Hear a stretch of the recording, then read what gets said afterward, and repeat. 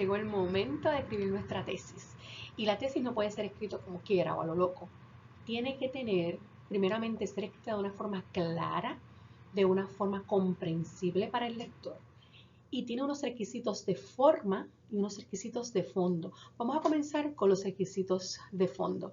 Primeramente, tiene que haber armonía entre las partes. O sea, si hay una idea principal y ideas secundarias, todo tiene que estar en armonía porque no podemos entrar en contradicciones. Número 2, tiene que haber demostración con razonamiento lógico de eso que se está argumentando. Tiene que haber un razonamiento lógico detrás de la argumentación. Tercero, tiene que haber profundidad. Lo que nos referimos es que tenemos que llegar en la discusión a la esencia o raíz del asunto, no quedamos por encima. Y número 4, originalidad. La idea de hacer una tesis es tratar una idea que es demostrable, pero que no ha sido demostrada en el pasado. Porque de otra forma, pues estamos haciendo un trabajo que ya alguien hizo y no hay originalidad en eso. Los requisitos de forma tienen dos componentes. Una es el lenguaje que se utiliza y otro es la forma en que se organiza ese texto dentro del documento.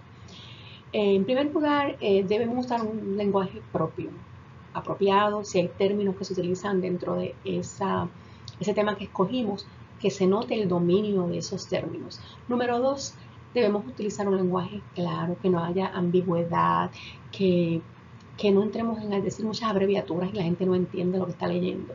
Número 3, no se debe abusar del uso de muchas cosas, ni del uso de siglas. Por ejemplo, si decimos TDA, pues tenemos la primera vez que usemos la sigla, tenemos que definirla. Trastorno de déficit de atención, de ahora en adelante, TDA. No abusar de comillas, de subrayados, no abusar de las cosas que utilicemos dentro de ese escrito.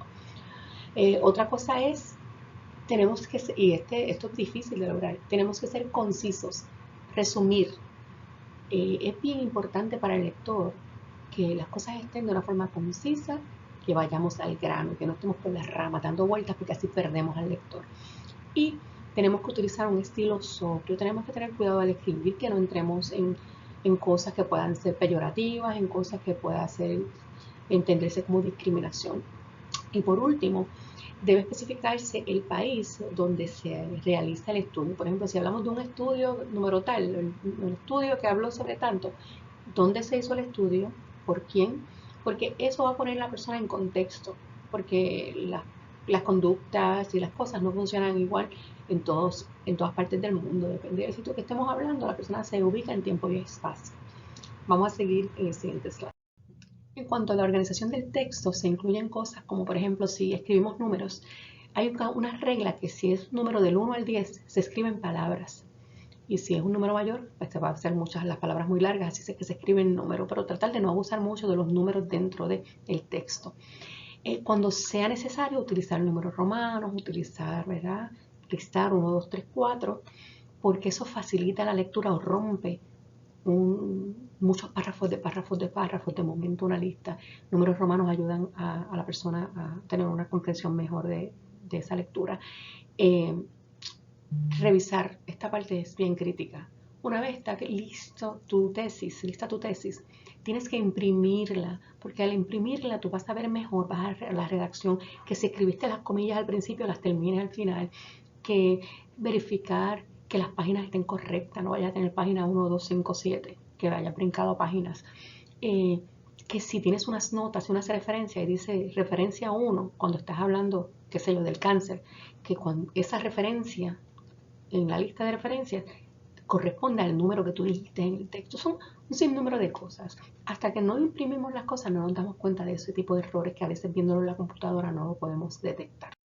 En cuanto a cuándo escribir en pasado y en presente, un truco que yo doy es, dependiendo, para que tú te ubiques, lo que ya pasó, dilo en pasado, lo que está ahora, dilo en presente. Por ejemplo, el resumen ya lo hiciste en pasado. Los materiales y métodos que utilizaste en pasado, ya lo llevaste a cabo. Y entonces los resultados ya lo hiciste antes de presentar la tesis. Así que esas tres cosas las escriben en pasado.